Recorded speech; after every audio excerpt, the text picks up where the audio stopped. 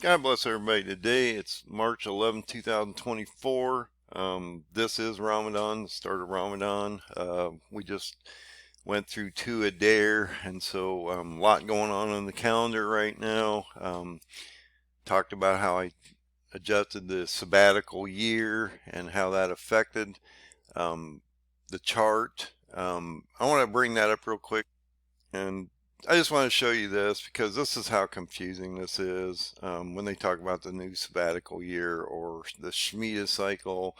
Um, I, for some reason, when I was looking at this dyslexically, we have the September 20th to 2028 date. That's the one I was using. It actually goes to September 9th to 29. And so, like I say, I showed you on the chart, it didn't really affect anything, but I wanted to change it. And this is one of the reasons it's confusing. Because it's a 7-year cycle and it's on the Hebrew calendar, Jewish calendars, and so we just need to keep up with these things and make sure that we're always targeting specific dates so that they're proper.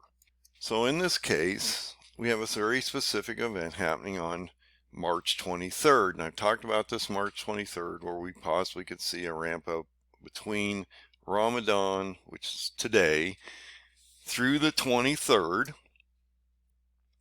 And at that moment in time, we could potentially see a full-on siege of Jerusalem by 10 nations that would end up on the destruction of those nations, those 10 nations against Israel on April 8th during that eclipse and all those different astrological events that are happening. I'm not saying it's going to happen, but it is a high potential based on the charting that I've done that we have a possible sixth seal event coming up on March 23rd. So let's look at March 23rd and figure out what's going on, at least on the Jewish calendars, and see how that might affect us. So what is Purim? Purim is something that probably the Christians don't understand. I don't even know, because I'm a Christian, not a Jew, that I actually even knew this existed until I started to get into the Jewish calendars and the Hebrew calendars that matter to us, that affect the Torah. Okay, look, I'm going to do some videos hopefully in the future which explains why the Jewish calendars are so extremely important. And you can see that from Passover this year, because if you go into Passover, which is really interesting, you're into April 23rd, but we're doing Palm Sunday and Easter on March 24th and March 31st, which doesn't make any sense because you're a month prior to the actual event happening, and that's what I mean. If you go to the Gregorian calendars, we use man's calendars, not the Hebrew calendars, the biblical calendars, we are going to get this wrong. So we always need to look at the Jewish calendars, and I'm going to try to get into that. I'm trying to learn more about them. It's confusing because they don't fit in with our calendar system, and it works off the new moon, being that the new moon is the start of the new month for the Jewish calendar for each month. So every time you see a new moon, you look up at the sky, you see that sliver of moon up there, that is the beginning of their new month. Well, it's not on our calendars like that. We work on a different system. We work on a Constantine calendar that's Gregorian and not God's calendar. So let's look at Purim. This is extremely interesting, and I'm learning a lot. So maybe, hopefully, you guys will learn a lot. So what's Purim? I'll try to read this. I probably could play it, and it would be better. But it is what it is. I'm going to try to go through this and be dyslexic as I can.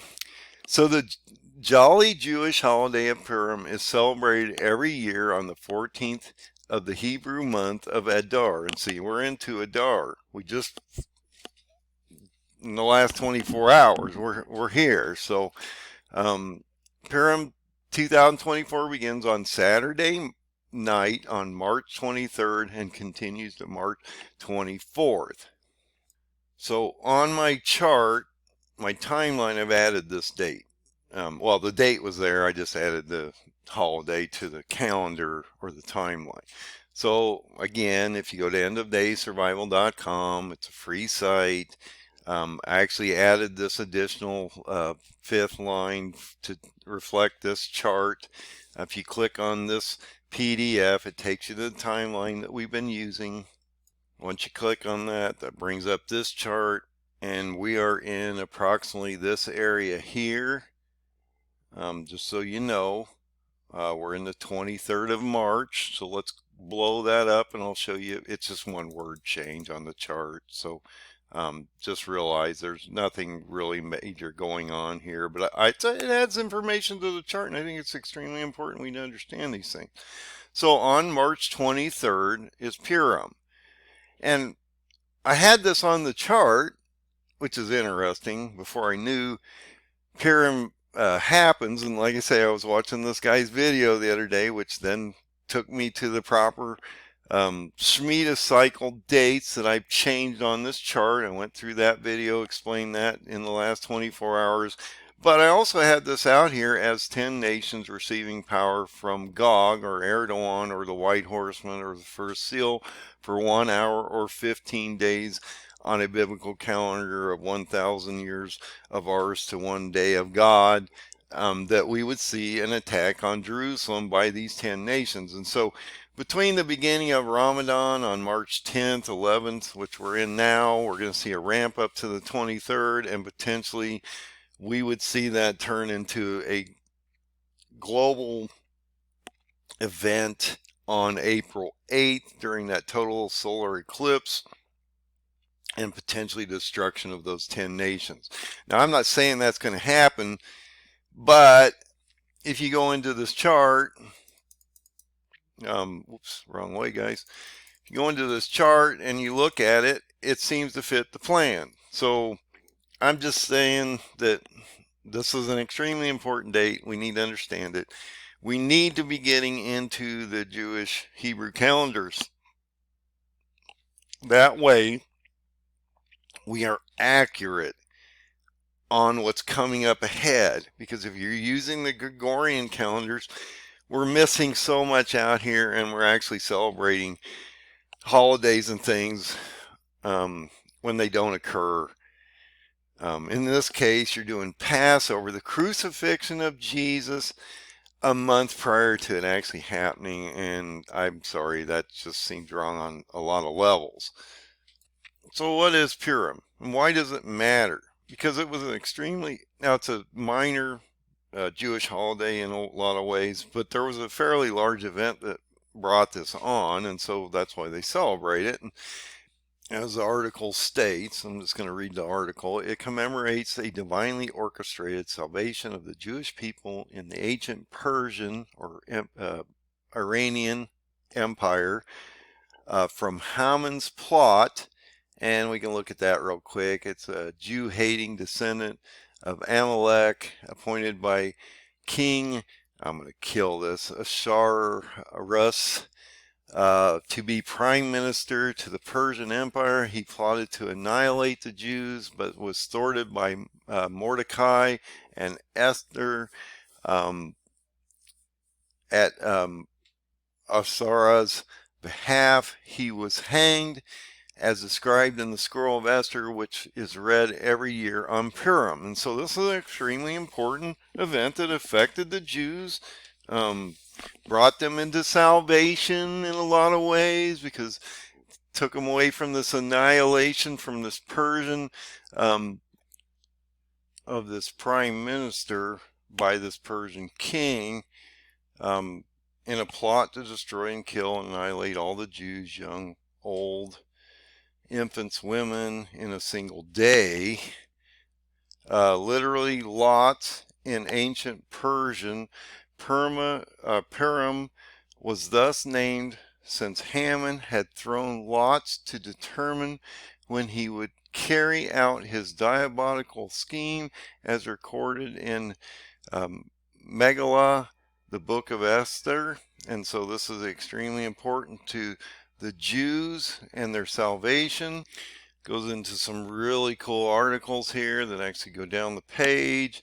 So what is Purim's story in a nutshell? This is how these people portray it. So I'm going to use their, because I don't know much about it. I'm still learning.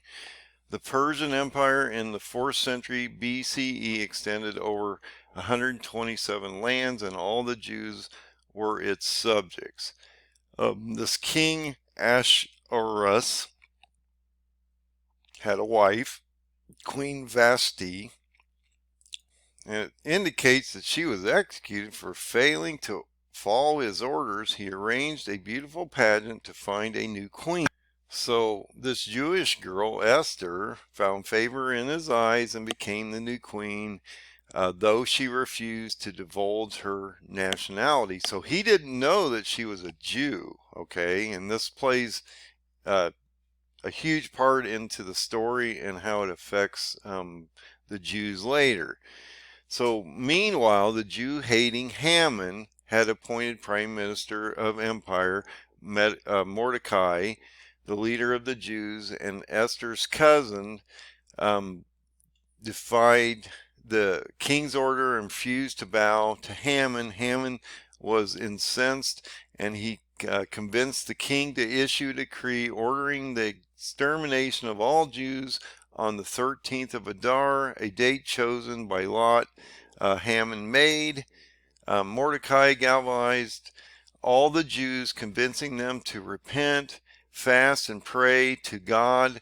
Meanwhile, Esther asked the king of Haman to join her for a feast. At a subsequent feast, Esther revealed to the king that her Jewish identity. So this, I'm sure, was an interesting moment in time for Haman. Since Haman is actually hanged, Mordecai was appointed prime minister in his stead. And the new decree was issued, granting the Jews the right to defend themselves against their enemies. On 13th of Adar, the Jews mobilized and killed many of their enemies. On the 14th of Adar, they rested and celebrated in the capital city of Shushan. They took one more day to finish the job, and so, like I say, you can read all the different stories. Why is it called Purim? Purim means lots in ancient Persian. The holiday was thus named since Haman had thrown lots to determine when he would carry out his diabolical scheme. You can pronounce this name many ways. In Eastern tradition, it is called Purim. I'm trying to say it as they are. Among Westerns, it is also called Purim. Some Central European communities even call it Pirum, calling this holiday Porum, as English speakers are sometimes want to do. Is a surefire newbie. So basically, they're saying that we don't know how to pronounce it. I'm probably saying it wrong too, but I'm trying to give you the information, so I'm learning, and hopefully someday I can get the actual saying or the way it's said proper. I call it Purim. That may be wrong. I just wanted to bring this to your attention. There's all kinds of customs and things that go into Purim. It's a celebration due to, they were taken out of this potential destruction mode. And it gives you more information on different customs and things and how to celebrate this really cool holiday. And I just wanted to bring it to your attention because all these things really matter to us. And it's a time of celebration for the Jews. I'm not sure it will be this year as we walk into the siege on Jerusalem. And so I pray for the Jews, but their fate is already set. God is in a judgment mode. And so, we just have to sit back and watch and realize where we are in time. And but I thought this was an interesting article. Thought I'd bring it to your attention. Want to make sure you were aware of it, and that it does affect that March 23rd date on our calendar or timeline. And so, God bless everybody. find the open door, find Jesus, be safe out there. Things are getting ready to change.